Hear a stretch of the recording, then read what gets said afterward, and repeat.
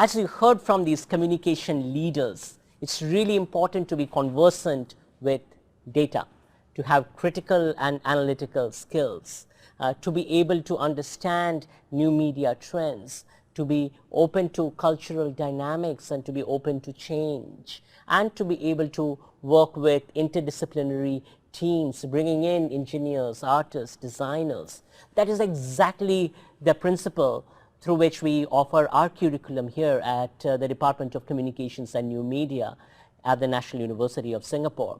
So we are incredibly lucky to have what's called an industry advisory council. These are industry leaders in Singapore from PR companies, from tech companies, from ministries that guide us in terms of how to build the curriculum. And one of the lessons that seem pretty consistent in how they guide us is this idea that we need to teach our students good methods so that you understand how to make sense of data, that we teach our students to be critical and analytical, and then we teach them how to integrate creativity with strategic thinking and working in collaborative teams with diverse sets of actors. So here we have computing scientists, engineers, artists, all together working with strategic communicators like you and I.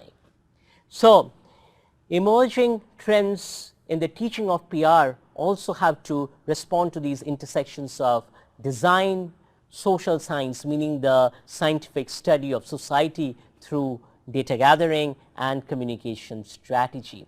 Now, each of these areas are areas that you could continue to build on by taking additional classes and also by exploring readings. And one thing I will do in this course is give you some additional readings that you can explore as ways of building your knowledge base. We emphasize that our students be data literate and learn how to communicate data well. So that's my emphasis here.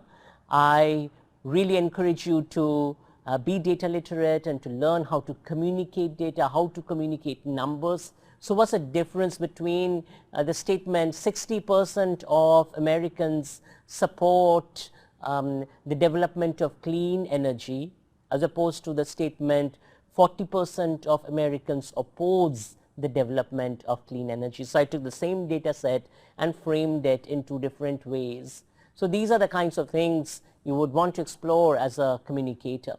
And then you also need to anchor your learning of PR, as I said earlier, in cultural understanding, in understanding that communication is cultural and is tied to the cultural values that we bring. So to the extent that you understand global trends in culture, how cultures are shifting and responding, you will also have a greater opportunity of developing your strategic thinking and tactical skills.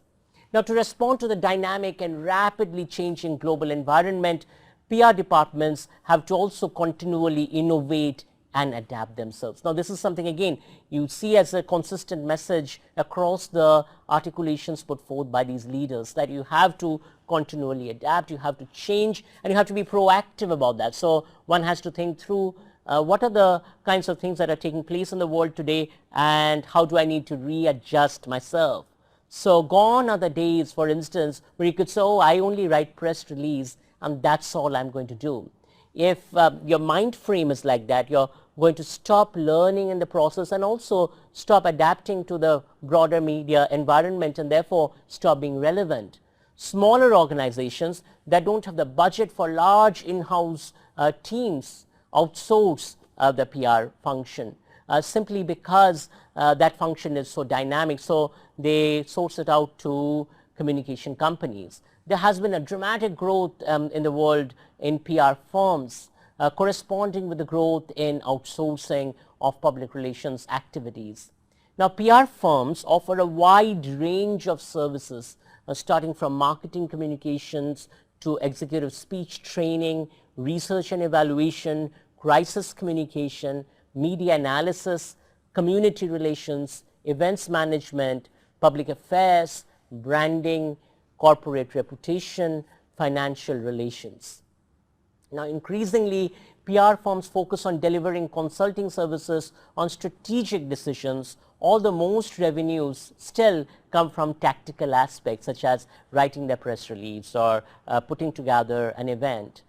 PR firms also sometimes differentiate themselves. So there are those firms that offer more tactical solutions, there are those that offer more consulting solutions, and then you have full service firms that offer the entire gamut of communication. Now, with the global growth in public relations across markets and especially in major markets, we now have global PR firms with footprints across nation states. So these global firms actually have headquarters in a country, and then they have country offices or regional offices. The global reach of firms is accompanied by the integration of various functions like PR, advertising and marketing services within these firms. Therefore, these firms take on the notion of becoming communication conglomerates. They really become the sources of power as far as the communication industry is concerned. The PR Week 2009 rankings reported by Wilcox and Cameron listed Omnicom, WPP Group and Interpublic Group as the largest communication conglomerates. Now, Omnicom and Interpublic went through a conversation on mergers that later fell apart. So, of course, as that story reveals, communication firms also exist in a dynamic environment with buyouts and shifts and changes. But something else I would like you to think about then is what are the implications of the concentration of power in communication? What does it mean when, for instance, 2 or 3 firms hold a large percentage of public relations accounts and activities? This is something we will further explore, particularly when we talk about critical theory later on in this course. In sum, in this lecture, we reviewed the structures of PR departments, then we looked at PR firms particularly, as well as the different functions of PR. Remember that although most PR practitioners perform tactical functions, to develop a career trajectory in PR, you need to explore opportunities for developing your critical and strategic capabilities. Remember, PR is powerful when it has a ear of the management, but also that PR is powerful when it is aligned with the vision and mission of the organization.